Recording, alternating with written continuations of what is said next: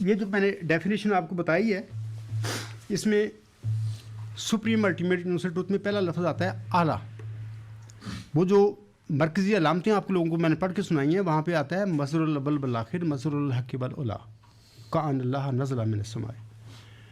مظہر الحق والعلا کا کیا مطلب ہے؟ حق اور اعلیٰ کا مظہر.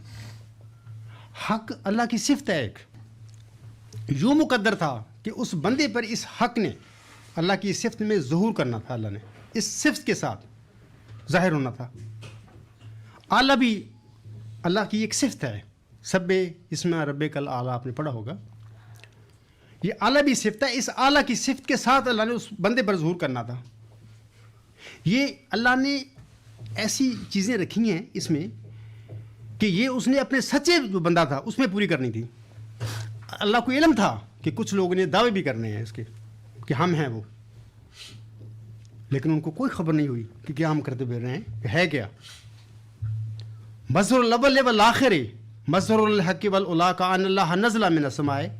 یہ اول آخر حق اور اعلیٰ اور حق جو صفات ہیں اس میں بیان کی گئی، یہ علم و معرفت سے متعلق ہیں. اللہ تعالیٰ نے، یہ دیکھو عجیب بات ہے، جو اللہ نے مجھے ڈیفینیشن دی اس کے 4 لفظ میں نے آپ کو بتایا. سپریم الٹیمیٹ یونیورسل ٹروتھ، اعلیٰ اور حق. سٹارٹ اعلیٰ سے حق پہ اینڈ ہوتا ہے. یہ ڈیفینیشن مکمل ہوئی تھی. 2 لفظ اللہ نے الہام میں نہیں بتائے تھے اس وقت. 20 فروری 1886 کو الہامی پیش گوئی میں اپنے پاک بندے کو یہ نہیں بتایا تھا، صرف اعلیٰ اور حق. اور پھر اول اور آخر کبھی اس کو مظہر بتایا.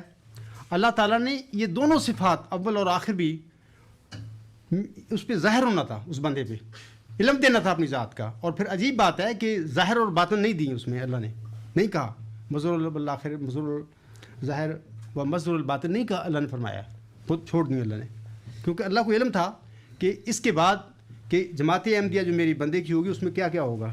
کئی دعوے دار اٹھیں گے، وہ کہیں گے جی ہم مسلم ہوتے ہیں، ہم ذکی غلام ہیں. لیکن اللہ تعالیٰ نے یہ رکھی ہوئی تھی کہ اس بندے پر ظاہر کرنی ہے. میں نے یہ صفات اللہ تعالیٰ نے مجھ پر ظاہر فرمائی، یا اللہ تعالیٰ ان صفات کے ساتھ مجھ پر جلوہ گر ہوا، ان کا علم دے دیا. تو اعلیٰ انتہائی ہماگیر حق، وہ جو وہی انڈیکیشنز ہیں، علامتیں ہیں جو اس الہامی پیشگوئی میں مرکزی علامت ہے اس غلام کی. اچھا، یہ جو تعریف ہے یہ بھی میں آپ کو بتاتا ہوں. یہ نیکی کی تعریف ہے، خدا تعالیٰ کی بھی تعریف ہے، اور یہ علم کی بھی تعریف ہے.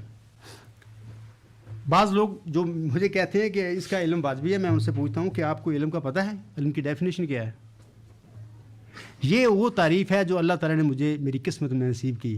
آپ دنیا جہان کے فلسفے اور سائنٹسٹوں کی کتابیں پڑھ لیں جا کے، وہاں پہ علم کی یہ ڈیفینیشن آپ کو نہیں ملے گی. بلکہ وہ تو انہوں نے انکار کر دیا. وہ انہوں نے کہہ دیا، میں نے پڑھی ہیں کتابیں، کہ علم کی ممکن ہی نہیں ہے اس کی ڈیفینیشن. بہرحال علم کی 2 قسم کے نظریات علم کے بارے میں پائے جاتے ہیں.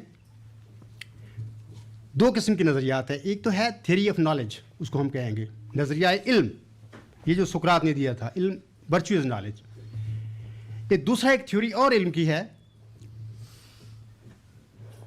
وہ ہے کہ کنسیپٹ ٹو نو، جاننا کیسے ہم نے، اس کا کیا نظریہ ہے. یعنی نالج کا جو لفظ ہے 2 معنی میں آتا ہے. ایک تو ٹو نو، ہم نے جاننا ہے نا، وی آر نوئنگ، جب ہم جان رہے ہوتے ہیں، ہم جو نو کر رہے ہوتے ہیں، یہ ایک عمل ہے. اور اس عمل کے درمیان we have to what have to know, ہم نے کیا جاننا ہے، ایک وہ بھی نالج ہے. اصل نالج وہ ہے.